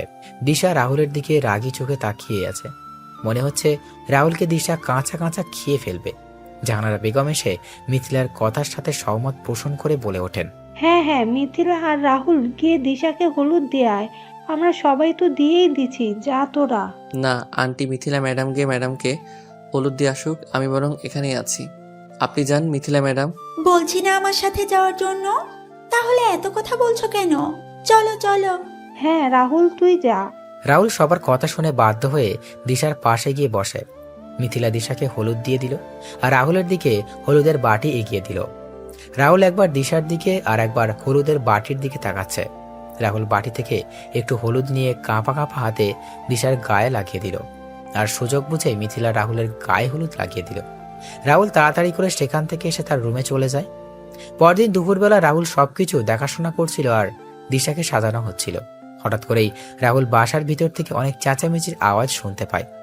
রাহুল তাড়াতাড়ি করে বাসার ভিতরে এসে দেখতে পায় সবাই মাথা নিচু করে বসে আছে আর আঙ্কেল কাউকে ফোনে হুমকি দিচ্ছে। রাহুল আন্টির দিকে তাকিয়ে দেখতে পায় আন্টিও কান্না করছে। রাহুল আন্টির কাছে গিয়ে বলে, আন্টি কি হয়েছে, তুমি কান্না করছো আর আঙ্কেল এইভাবে চিৎকার করছে? দিশার সাথে যে ছেলেটার বিয়ে ঠিক হয়েছে, সেই ছেলেটা নাকি আরেকটা বিয়েও আগে করেছিল। এখন কি হবে বুঝতে পারছি না। আমার মেয়েটার জীবনটা ধ্বংস হয়ে যাবে। আমার মেয়েটার গায়ে কলঙ্কের দাগ লেগে গেল বুঝি। রাহুল কি বলবে বুঝতে পারছে না। হঠাৎ করে আরিফ চৌধুরী কথা বলা অসহায় বুকে হাত দিয়ে বসে পড়লে। রাহুল তখন আরিফ চৌধুরীকে গিয়ে ধরে আর বললেন, আঙ্কেল তুমি এত হাইপার হচ্ছ কেন? ম্যাডামের জন্য আমার ছেলে দেখা হবে, আবার ম্যাডামের বিয়ে হবে। তুমি বরং রেস্ট নাও এখন। এই আপনারা সবাই এখন আসুন, আঙ্কেল আর আন্টিকে একটু একা থাকতে দিন। না, সবাই কোথাও যাবে না, সবাই এখানে থাকবে, আমি আসছি। কিন্তু আঙ্কেল। আরিফ চৌধুরী কোনো কথা না বলে তার ফোন নিয়ে বাসার বাইরে চলে যান। বাসার ভিতর নীরবতা বিরাজ করছে। 20 মিনিট পর আরিফ চৌধুরী বাসায় এসে বলেন, আজকেই আমার মেয়ের বিয়ে হবে, সবাই একটু অপেক্ষা করুন। কি বলছো কি তুমি? এত তাড়াতাড়ি তুমি ছেলে পেলে কোথায়? ছেলে তো আমাদের সামনেই আছে, রাহুল। রাহুল? হ্যাঁ, আমি আমার মেয়েকে রাহুলের সাথেই বিয়ে দেব। কি? না না, এটা হয় না আঙ্কেল, আমি পারবো না। আমায় ক্ষমা করে দিবেন, আমি আপনার কথাটা রাখতে পারবো না। কেন পারবি না তুই? দেখ রাহুল, তোকে তো আমরা আমাদের ছেলের মতোই দেখে আসছি, তাহলে তুই কেন পারবি না? আন্টিয়া। রাহুল কিছু বলার আগেই রাহুলের ফোন বেজে ওঠে। রাহুল ফোন বের করে দেখতে পায় তার বাবার ফোন। রাহুল ফোন রিসিভ করে বলে ওঠে, হ্যাঁ বাবা বলো। রাহুল, তুমি বিয়েটা করে নাও। আমার আর তোমার ভাবির মেয়ে পছন্দ হয়েছে, আর 1 সপ্তাহ পর তুমি বাড়ি ফিরে আসবে। কিন্তু বাবা। বললাম না আমি, আমার কথার যেন আর কোনো নড়চড় না হয়। আর তুমি আমাদের গ্রামের নতুন বাড়িতে চলে আসবে, আমরা সেখানেই আছি। রাহুলের বাবা কথাগুলো বলে ফোন রেখে দিলেন আর রাহুল হ্যাবলার মতো তাকিয়ে দাঁড়িয়ে আছে। তোর আরিফ চৌধুরী রাহুলের কাছে এসে বলে, রাহুল বাবা, তুই পারিস এরকম বিপদ থেকে আমায় বাঁচাতে? প্রয়োজন হলে আমি তোর পায়েও ধরতে পারি, তবু বাবা তুই রাজি হয়ে যা। আঙ্কেল কি বলছো কি? কিন্তু ম্যাডাম। দিশা আমাদের কথার অবাধ্য হবে না, এখন তুই বল বাবা। কি আর করবো, নিজের অমতের বিরুদ্ধে মত দিতে হলো আমায়। আমি রাজি। তারপর রাহুলকে বরের বেশে সাজিয়ে এনে বিয়ে শুরু করা হয়। রাহুলের বিয়ের দিকে কোনো মনোযোগ ছিল না। রাহুল ভাবছে অন্য কিছু। ভালোভাবে বিয়ের সকল কাজ সম্পন্ন হয়। রাহুল মিথিলাকে আজকে কোথাও বিয়ের সময় দেখতে পায়নি। রাতের বেলা রাহুল দিশার সামনে বসেছিল, তখনই দিশা রুমে আসে, আর বাকিটুকু তো আপনারা জানেন। বর্তমান আপনাদের সাথে কথা বলতে বলতে রাত প্রায় পেরিয়ে গেছে, এখন ঘুমিয়ে পড়ি, সকালে কথা হবে। পরের দিন সকালে রাহুল ঘুম থেকে উঠে সকালের নাস্তার জন্য তৈরি করার জন্য রান্নাঘরে চলে যায়। রাহুল নাস্তা রেডি করে তার আগের রুমে গিয়ে ফ্রেশ হয়ে জামা কাপড় পরে নেয়। রাহুল যখন রুম থেকে বের হতে যাবে তখনই রাহুলের ফোন বেজে ওঠে। রাহুল ফোন রিসিভ করে কিছু কথা শুনতে পায়। তখন রাহুল বলে, আচ্ছা আমি আসছি। রাহুল কোনো কথা না বলে বাসা থেকে গাড়ি নিয়ে বেরিয়ে পড়ে। এইদিকে জাহানারা বেগম ঘুম থেকে উঠে দেখতে পান নাস্তার টেবিল আগে থেকেই সাজানো। নাস্তা দেখে জাহানারা বেগম বুঝতে পারেন এটা রাহুলের কাজ। জাহানারা বেগম রাহুলকে পুরো বাসা খুঁজেও পেলেন না। জাহানারা বেগম তখন দেখতে পেলেন সদর দরজা খোলা। সিকিউরিটি গার্ডের থেকে জানতে পারেন রাহুল তাড়াহুড়ো করে বাসা থেকে একটি ব্যাগ নিয়ে বের হয়ে গেছে। জাহানারা বেগম এবং কিছু একটা চিন্তা করে দিশা রুমের দিকে এগিয়ে গিয়ে দেখতে পান দিশা রুমের দরজা খোলা আর দিশা ঘুমোচ্ছে। দিশা রুমে গিয়ে ঢুকতেই দেখতে পেলেন সোফায় বালিশ আর কথা পড়ে আছে। এবার জাহানারা বেগম দিশার কাছে গিয়ে দিশাকে ডাকতে থাকেন। তখন দিশা ঘুমন্ত কণ্ঠে বলে ওঠে, কি হয়েছে মা, এত সকাল সকাল ডাকছো কেন? রাহুল কোথায়? আর বালিশ কাঁথা সোফায় কেন? কি রে মা, কি হয়েছে তোর? দিশা মা, শান্ত হ। তুই বল আমাদের কি হয়েছে? দিশা কোনো কথা বলছে না, শুধু কান্না করে যাচ্ছে। দিশা একসময় চিৎকার দিয়ে নিচের চুল টেনে ধরে বসে পড়ে। দিশা তখন তার মা আর বাবার উদ্দেশ্য করে বলে, রাহুল কোথায়?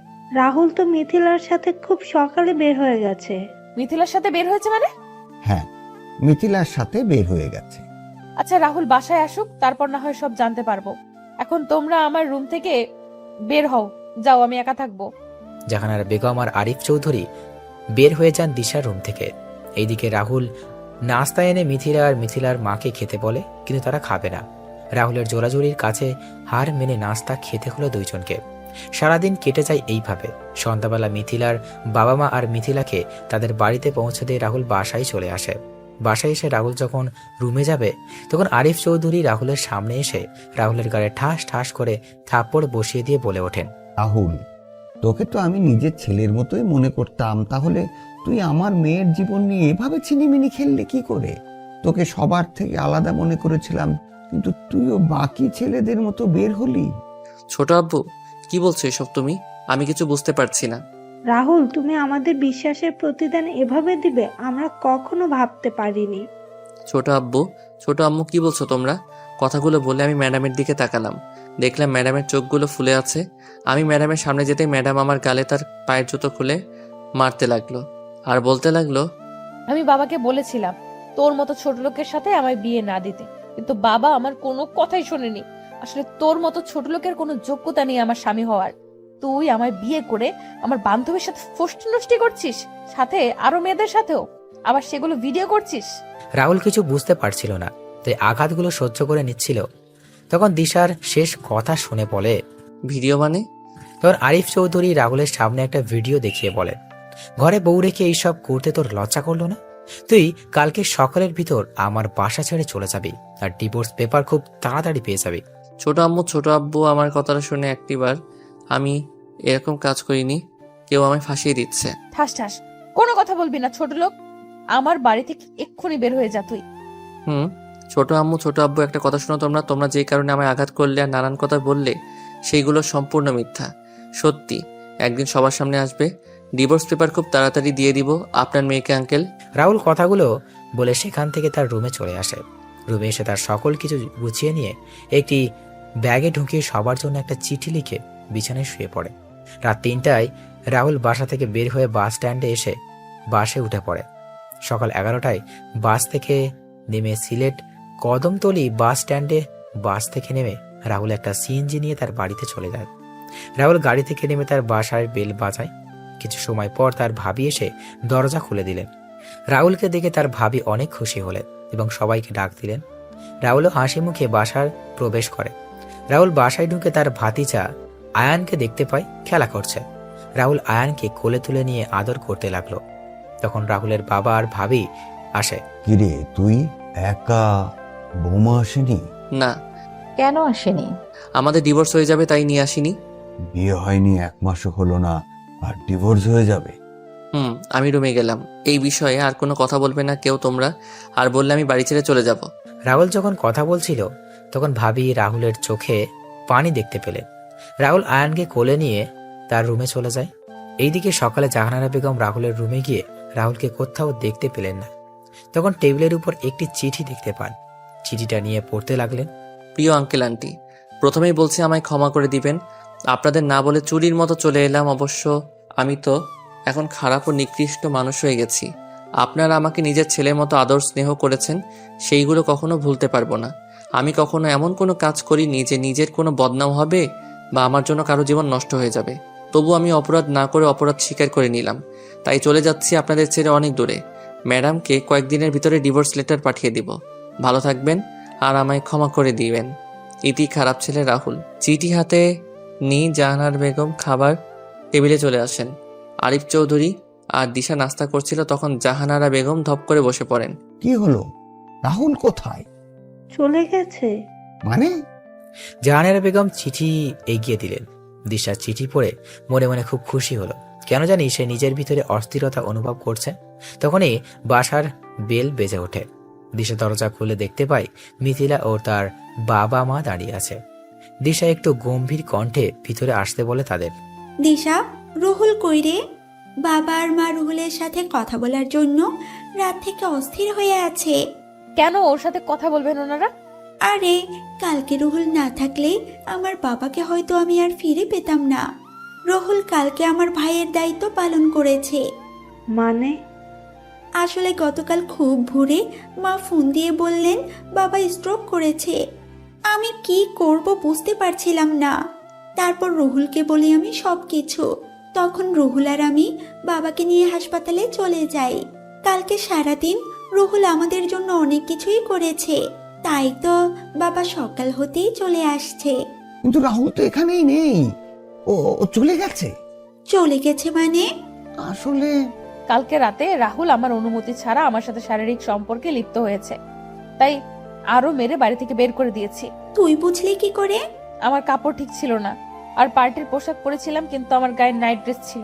ঠাস ঠাস ঠাস। তুই কি মানুষ দিশা?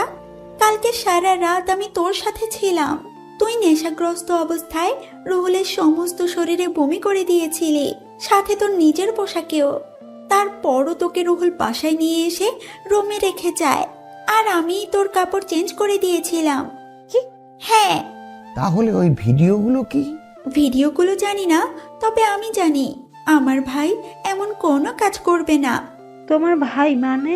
হ্যাঁ, রুহুল হলো আমার মামাতো ভাই।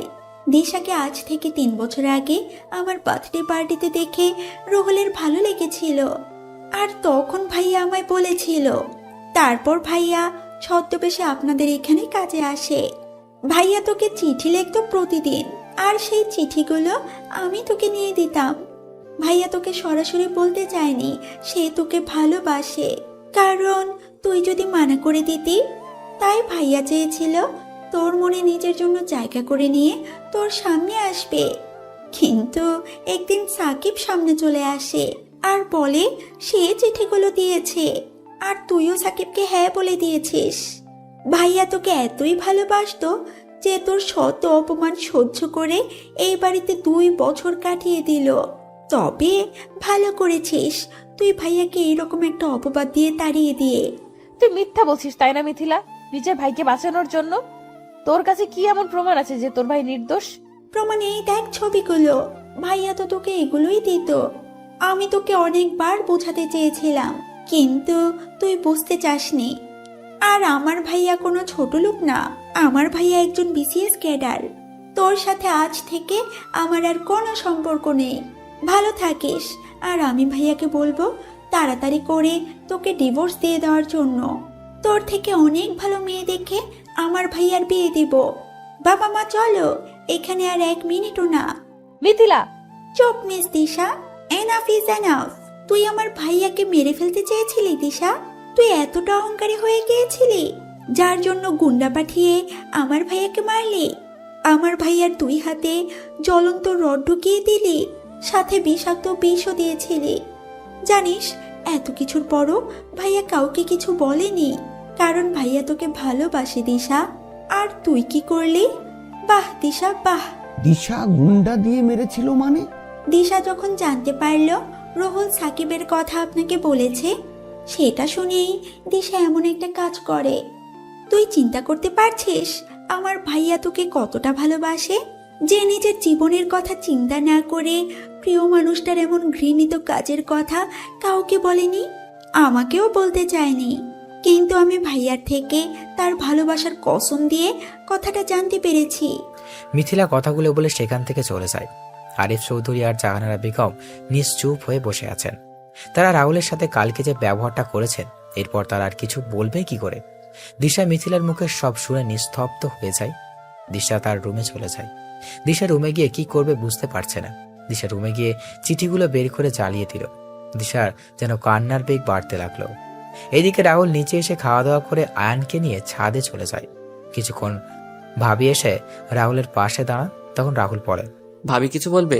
তোর কি হয়েছে আমায় বল। তুই গেলি হাসি মুখে আর ফিরলি কালো মুখে। ভাবি, সবকিছু বললাম ভাবিকে। এখন কি করবি? ডিভোর্স হয়ে যাবে। রাহুলের ফোন বেজে ওঠে। রাহুল ফোন নিয়ে কিছুটা দূরে চলে যায়। কিছু সময় পর কথা বলে রাহুল তার ভাবির কাছে চলে আসে। তখন ভাবি বলেন, কে কল দিয়েছিল আর কোথায় যাবি? পুরনো কিছু আগাছা পরিষ্কার করতে। আগাছা পরিষ্কার করার সময় হয়ে গেছে। রাহুল তুই কিন্তু। ভাবি, তুমি তো সব জানোই, তাহলে আর কিছু বলবে না প্লিজ। কবে যাবি তুই? আজকে রাতেই যাব। আচ্ছা। রাতের বেলা রাহুল তার ভাবিকে বলে বেরিয়ে পড়ে তার কাছে। রাহুল পুরাতন জঙ্গলের ভিতরে বাড়িতে প্রবেশ করে তার গুপ্ত জায়গায় চলে যায়।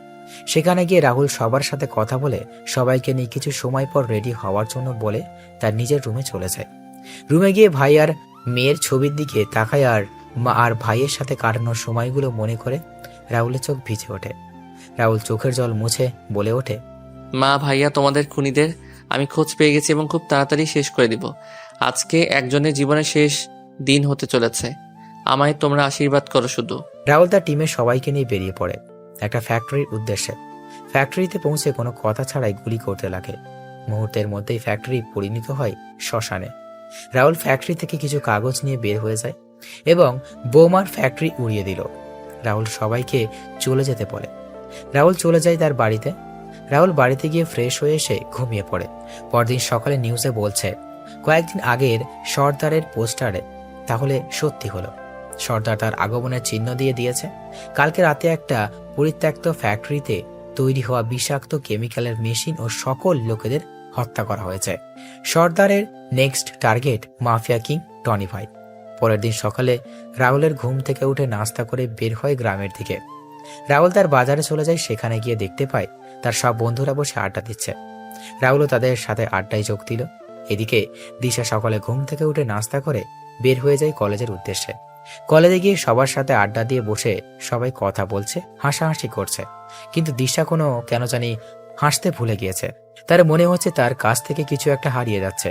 সব মিলিয়ে দিশা সবকিছু বিরক্ত লাগছে। দিশা কোনো কথা না বলে বাসায় চলে আসে। বাসায় এসে নিজের রুমে গিয়ে বসে পড়ে। দিশা কি করবে বুঝতে পারছে না। এইভাবে কেটে যায় 10 দিন। এই 10 দিনে দিশা বুঝতে পেরেছে রাহুল তার সাথে মিশে গেছে। দিশা রাহুলকে ছাড়া থাকতে পারবে না। দিশা প্রতি মুহূর্তে রাহুলকে মিস করছে। দিশা বুঝতে পারছে না কি করবে। আমার এমন কেন হচ্ছে? আমি তো রাহুলকে সহ্য করতে পারি না, তাহলে কেন রাহুলের কথা আমার বারবার মনে হচ্ছে? আচ্ছা, তাহলে আমি কি রাহুলকে ভালোবেসে ফেললাম? হ্যাঁ, হয়তো আমি রাহুলকে ভালোবেসে ফেলেছি। দিশা ফ্রেশ হয়ে বাসা থেকে বের হতে যাবে, তখনই আরিফ চৌধুরী বললেন, কোথায় যাচ্ছ তুমি? বাবা, মিথিলার কাছে যাচ্ছি। কেন? বাবা, আমায় রাহুলের কাছে যেতে হবে। আমার এমন কাজের জন্য ক্ষমা চাইতে হবে। কেন, ছেলেটাকে আবার মারবি? না মা, নিজের কাজের জন্য ক্ষমা চাইবো। কিন্তু রাহুল তো ডিভোর্সের কাগজ পাঠিয়ে দিয়েছে। এই যে কাগজ। দিশা কাগজটা ভালো করে একবার দেখে কাগজটা ছিঁড়ে ফেলে দেয় আর বলে, আমি এই ডিভোর্স মানি না, আমি গেলাম। দিশা মিথিলার উদ্দেশ্যে বেরিয়ে পড়ে। দিশা মিথিলার বাসার সামনে এসে বেল বাজায়। কিছুক্ষণ পর মিথিলা এসে দরজা খুলে দিল। দিশা মিথিলার হাত ধরে বলে ওঠে, দোস্ত, তুই আমায় ক্ষমা করে দে। তুই আমায় রাহুলের কাছে নিয়ে চল প্লিজ। কেন, আর কিছু বাকি আছে যা তুই আমার ভাইয়ের সাথে করিসনি? না এখন প্রাণে মেরে ফেলবি? তো তুই এত নিষ্ঠুর হোস না, আমি তোর পায়ে পড়ি, প্লিজ তুই আমায় নিয়ে চল। আমি এই কয়দিনে বুঝতে পেরেছি রাহুল আমায় কতটা জুড়ে আছে। আমি পারবো না আমার ভাইকে আর কষ্ট পেতে দেখতে। এখন গিয়ে বন্ধুত্ব করবি, তারপর আবার আঘাত করবি। তার চেয়ে ভালো হবে তুই সরে দাঁড়া আমার ভাইয়ের জীবন থেকে। একটা ছেলে কতটা ভালোবাসলে নিজের আলিশান বাড়ি ছেড়ে তোদের বাসায় চাকরের কাজ করে। তোর ভালোবাসা লাগবে না আমার ভাইয়ের, যা তুই এখন। কি বলবো আমি বুঝতেই পারছি না। আমি পাথরের ন্যায় শক্ত হয়ে গেলাম। মিথিলা যখন আমার সামনে থেকে চলে যাবে, তখন আমি মিথিলার পা জড়িয়ে ধরে কান্না করে বললাম, আমায় একটু দয়া কর তুই, আমি আমার ভুল বুঝতে পারছি, আমি একটিবার ক্ষমা করে দে তুই, প্লিজ মিথিলা প্লিজ। মিথিলার বাবা মা এসে বলেন দিশাকে যেন রাহুলের কাছে নিয়ে যায়। মিথিলা দিশাকে তার পা থেকে তুলে বলে, এবারে কিন্তু তোর শেষ সুযোগ। এরপর আমার ভাইয়ের সাথে খারাপ ব্যবহার করলে তোর খবর আছে কিন্তু। তবে আমি জানি না ভাইয়া তোকে ক্ষমা করে দিবে কিনা। আজকে মামা কল দিয়েছিল, আজকে ভাইয়াকে দেখতে মেয়ে পক্ষ আসবে। হ্যাঁ কথা দিলাম, এমন কাজ আর কখনো করব না, কখনোই হব না আমি বেঁচে থাকতে। তাহলে চল। কালকে আমরা সবাই যাব, তুইও কালকে আঙ্কেল আন্টিকে নিয়ে আমাদের বাসায় চলে আসিস। আচ্ছা। দিশা খুশি মনে বাসায় চলে আসে, কিন্তু মিথিলার শেষের কথা শুনে তার কেমন জানি ভয় হতে লাগলো। এদিকে রাহুল বাসায় এসে খাওয়া দাওয়া শেষ করে রুমে চলে আসে। রাহুল তার ল্যাপটপে বসে কাজ করছিল, তখন রাহুলের ফোন বেজে ওঠে। রাহুল ফোন হাতে নিয়ে দেখতে পায় আননোন নাম্বার। রাহুল ল্যাপটপের সাথে ফোন কানেক্ট করে দেখতে পায় টনি ভাই নামে সেভ করা। রাহুল ফোন রিসিভ করে বলে, জেনে গেছিস তাহলে তোর ভাই আমার হাতে? দেখ, তুই কিন্তু কাজটা ঠিক করছিস না। তুই এবং তোর ভাই মিলে আমার মা আর ভাইকে মেরেছিস। তখন মনে ছিল না? এবার দেখবি ভাই হারানোর ব্যথা কেমন হয়। দেখ তুই কি এবার দেখবি তো তুই কি হয় সামনে। তোর সাথে অনেক হিসাব পরিষ্কার করা বাকি আছে টনি। তোর পরিবারের সবাইকে শেষ করে দিব আমি। আচ্ছা কর, কালকে তোকে দেওয়ার জন্য একটা পার্সেল রেডি করে রেখেছি। পার্সেল ডেলিভারির টাইম রাত 12টা থেকে 30 মিনিট। রাহুল ফোনটা কেটে দিয়ে আবার কাজে ব্যস্ত হয়ে যায়। আর টনি ভাই কল দিল তার লোককে। হ্যাঁ ভাই বলেন।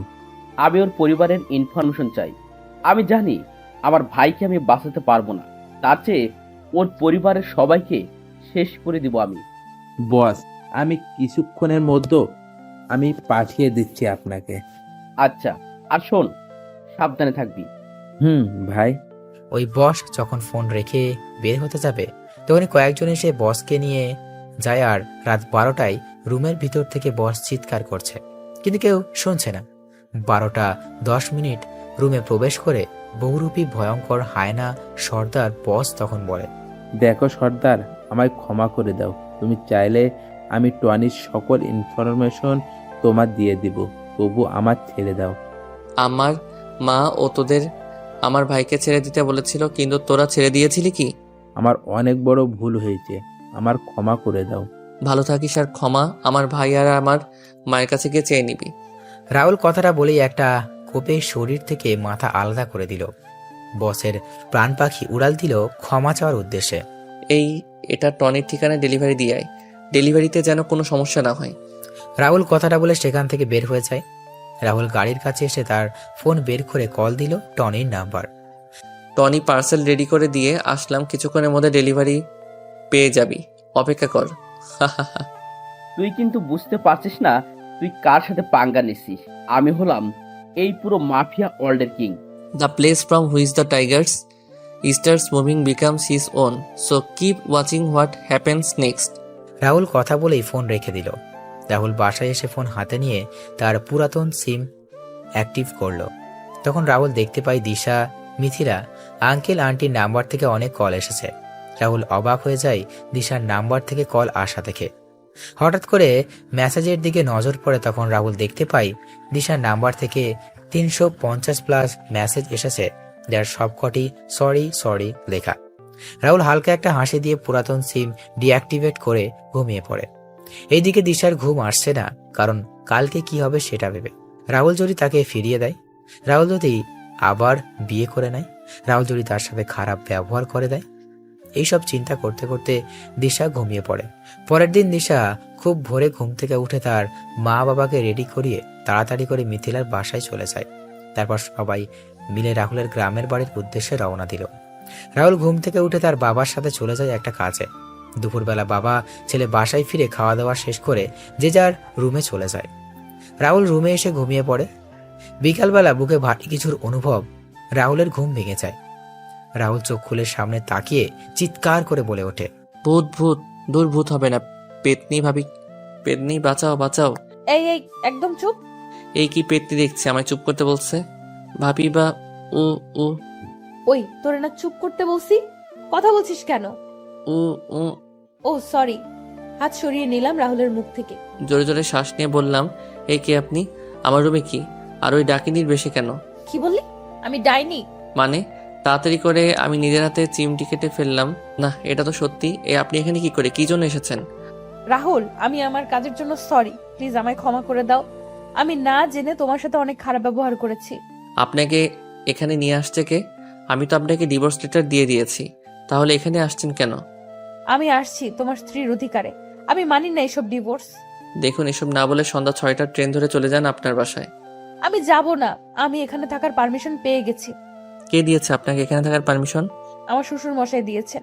বাবা, ভালো হয়েছে আপনি থাকুন, আমি চলে যাব কালকে এখান থেকে। বাবা। রাহুল, এদিকে আয় বাবা। হ্যাঁ আঙ্কেল। আমাদের ক্ষমা করে দে বাবা।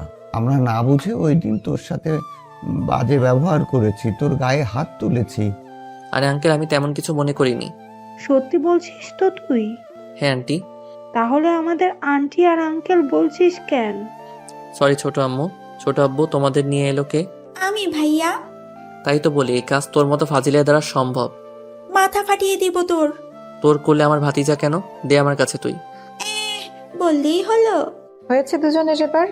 নিন, সবাই নাস্তা করেন এবার। আচ্ছা, আমি আসি, তোমরা বসে কথা বলো। কোথায় যাবি ভাইয়া? হু হু। বাজারে। বাজারে না, ডলির সাথে দেখা করতে। ফাজিলে একটা থাপ্পড় দিমু। ডলি তোর চেয়ে অনেক বড়। হঠাৎ করে আমার ফোনটা বেজে ওঠে। আমি বের করে দেখলাম ডলি কল। তাহলে সত্যি বললাম আমি? চুপ ফাজিল। মাত্র 3 বছরের বড়। হ্যালো ডনি, বলো। হ্যাঁ আসছি। মিথিলা, এই ডলি কে রে? ডলি হচ্ছে ভাইয়ার বান্ধবী। ডলি আপু ভাইয়াকে পছন্দ করে। ভাবি, ডলি আর রাহুল। ডলির সাথে রাহুলের বিয়ে ঠিক হয়েছে দিশা। ভাবি, কি বলছো কি তুমি? হ্যাঁ, রাহুল নিজেই সবকিছু ঠিক করেছে। কিন্তু রাহুল আর দিশার তো ডিভোর্স হয়নি। তাহলে আমি রাহুলকে বলেছিলাম, কিন্তু রাহুল বলল ডিভোর্স হয়ে গেছে, আর ডলিকে নিয়ে আজকে শপিং এ যাবে বলেছিল। আমি বেঁচে থাকতে রাহুলকে আমার থেকে কেউ কেড়ে নিতে পারবে না। এখন আর এসব বলে কি হবে? সময় মতো তো আর তার মূল্য দিতে পারিসনি। তার চেয়ে চল, বাসায় চল। না বলছি না, আমি এখানে থাকবো। আমি আমার অধিকার ছেড়ে কোথাও যাচ্ছি না। মারে, এখানে থেকে কোনো লাভ হবে কি তোর? শুধু শুধু কষ্ট পাবি। আমার ভালোবাসা, আমার স্বামীর অধিকার ফিরে পাওয়ার জন্য কষ্ট পেতে রাজি আছি। রাতে যখন রাহুল বাসায় ফেরে তখন দিশা দেখতে পায় রাজের হাতে শপিং ব্যাগ। রাজ দিশার দিকে তাকিয়েও না তাকানোর ভান করে রুমে চলে যায়। দিশা রাহুলের পেছন পেছন রুমে যায় আর বলে, কোথায় ছিলে আর হাতে ব্যাগ কিসের? যেখানে ইচ্ছা ছিলাম, তাতে আপনার কি? আপনাকে না বলেছিলাম আপনার বাসায় চলে যেতে? আমি আমার স্বামীর বাড়ি ছেড়ে কোথাও যাচ্ছি না। কে স্বামী? কিসের স্বামী? তুমি আমার স্বামী। ফালতু কথা বাদ দিয়ে এখান থেকে বের হয়ে যান, ভালোই ভালো বলছি। না, যাব না বলছি আমি। ঠাস ঠাস আমার মুখের উপর কথা বলিস তুই? রাহুল! কোনো কথা না বলে রুম থেকে বের হয়ে যায় এখনই। দিশা কান্না করতে করতে রুম থেকে বের হয়ে ছাদে চলে যায়। দূর থেকে রিয়াজ চৌধুরী আর জাহানারা বেগম সবকিছু দেখছিলেন আর চোখের জল ফেলছিলেন। তখন রিয়াজ চৌধুরী বলেন, সবই কপাল। মেয়েটা ছেলেটাকে কম কষ্ট দেয়নি। এবার বুঝুক ভালোবাসার মানুষ কষ্ট দিলে কেমন লাগে। মেয়েটার জীবন এভাবে ধ্বংস হয়ে যাবে, আর আমরা মা বাবা হয়ে তা দেখে যাব? কোন মুখে তুমি তোমার মেয়ের হয়ে কথা বলবে বলো? মেয়েটা আরেকটু হলে একটা ছেলেকে পঙ্গু করে দিত। তুমি বুঝতে পারছো না কেন? মেয়েটার কান্না আমি যে সহ্য করতে পারছি না। এইদিকে তার ডান বসের জানালা থেকে এসে এক নাগাড়ে ড্রিঙ্কস করে যাচ্ছে, কিন্তু কিছুতেই তার নেশা হচ্ছে না। টনি তার ভাই সাকিবের ছবির দিকে তাকিয়ে বলছে, সাকিব ভাই, আমায় ক্ষমা করে দিস। আমি তোকে বাঁচাতে পারলাম না। জানি না তুই বেঁচে আছিস কিনা। আমায় ক্ষমা করে দিস ভাই। তবে কথা দিচ্ছি, ওই সর্দারকে আমি শেষ করে দিব। সাকিব চিৎকার করছে, কিন্তু তার চিৎকার দেওয়ালে আঘাত পেয়ে আবার ফিরে আসছে। হঠাৎ করে দরজা ঠেলে ভিতরে প্রবেশ করে রাহুল। রাহুলকে দেখতে পেয়ে সাকিব বলে ওঠে, রাহুল তুই? সর্দার বলো। কি, তার মানে তুই সর্দার? হ্যাঁ আমি সর্দার। তুই আর তোর ভাই মিলে আমার ভাই আর মাকে মেরেছিস, সাথে আমার ভালোবাসাকে আমার থেকে দূরে সরে করেছিস। এবার তোকে আমি পৃথিবী থেকে দূর করাবো। দেখ, আমার ভুল হয়েছে, আমায় ক্ষমা করে দে। আমি আমার সকল কাজের জন্য অনুতপ্ত। আমি সবকিছু স্বীকার করে নিচ্ছি তো। আমার আদালতে আমি কাউকে ছাড় দেই না, তোরও কোনো ছাড় নেই।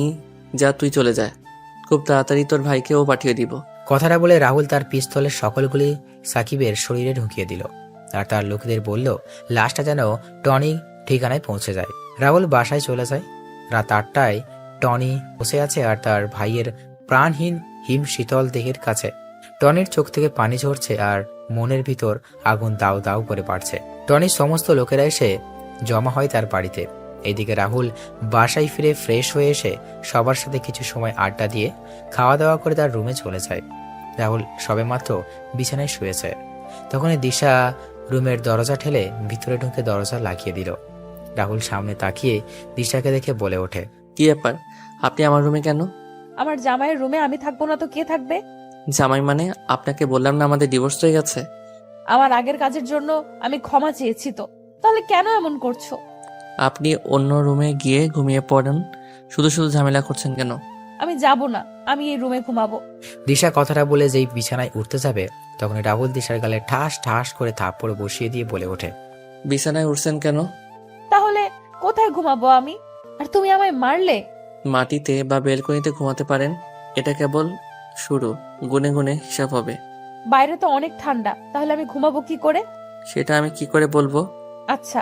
দিশা যখন বালিশ নিয়ে বেলকনিতে যাবে তখন রাহুল দিশাকে থামিয়ে দিয়ে বলে, থাক, আপনি বিছানায় ঘুমান, আমি সোফায় ঘুমাবো। আমি তো আর অমানুষ না।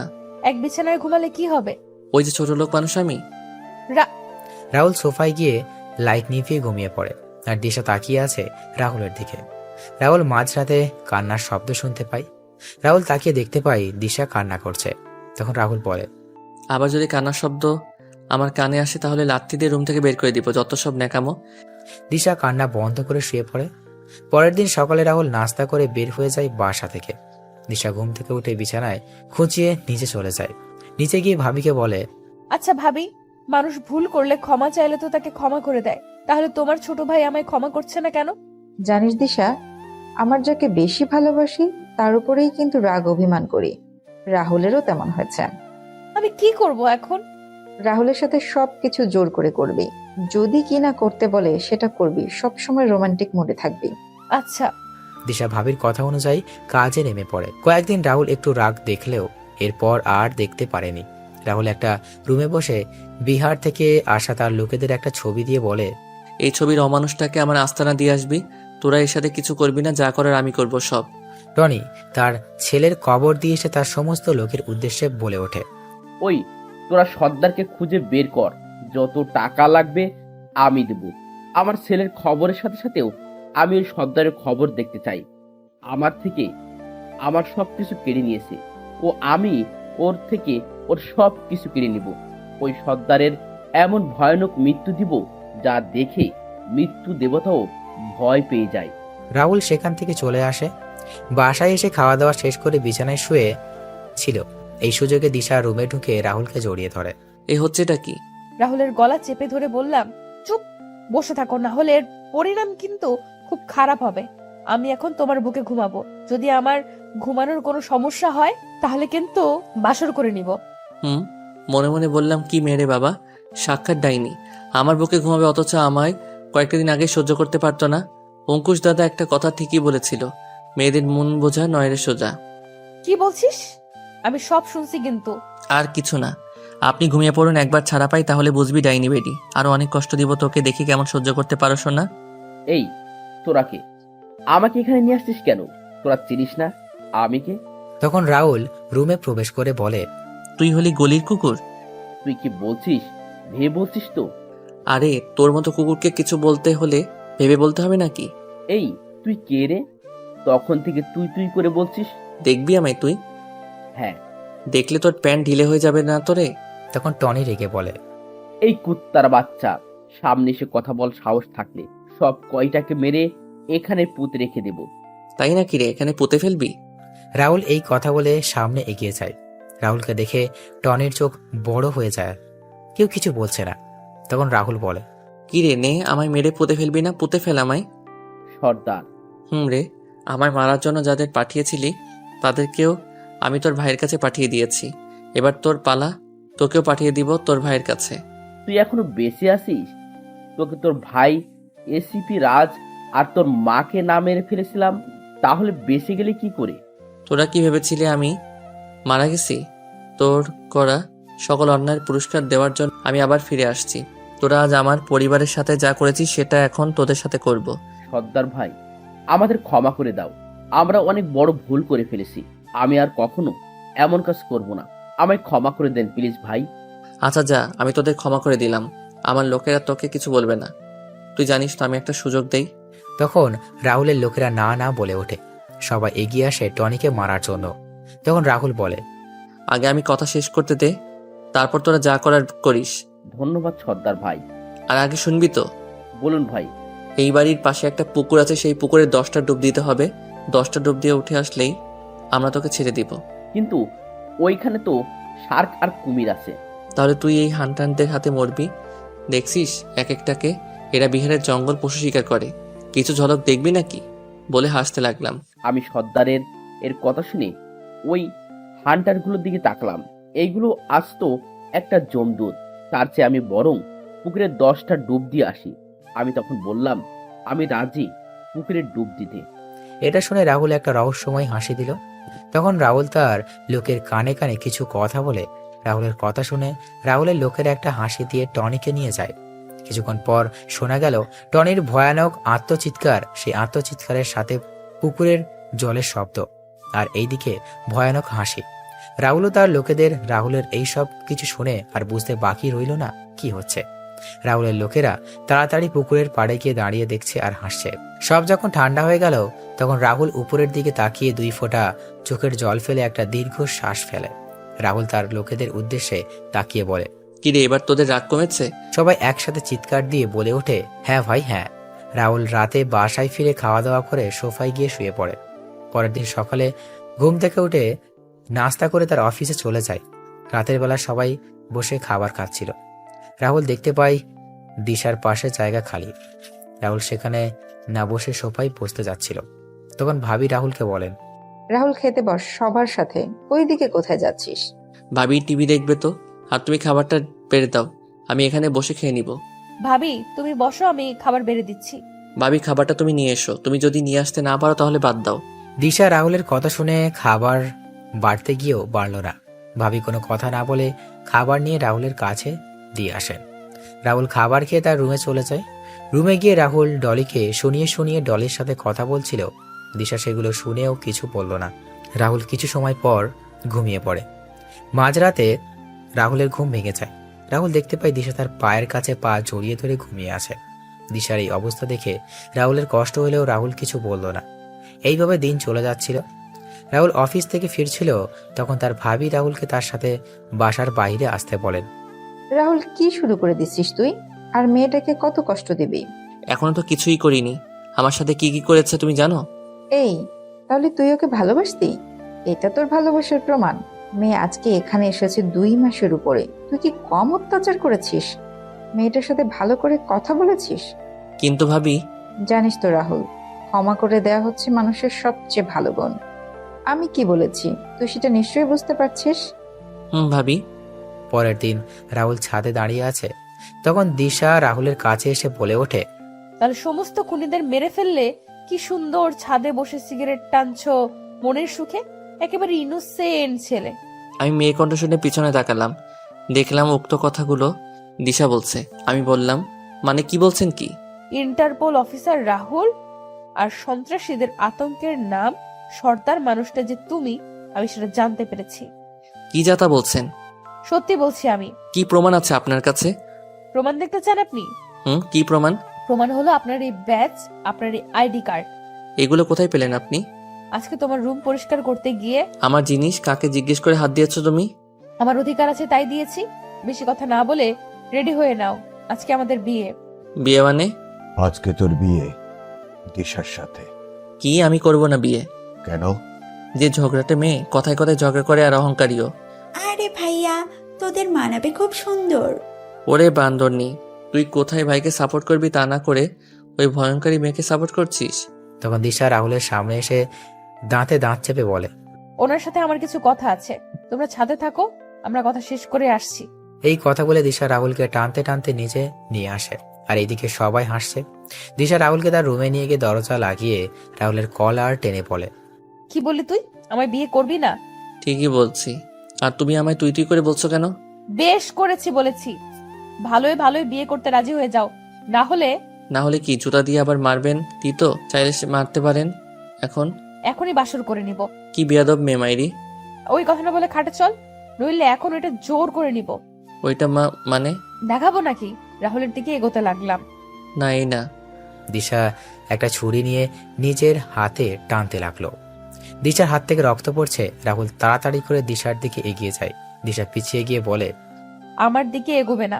আমি অনেক খারাপ আচরণ করেছি তোমার সাথে। আমার বেঁচে থাকার কোনো অধিকার নেই, তাই তো তুমি আমায় বিয়ে করবে না।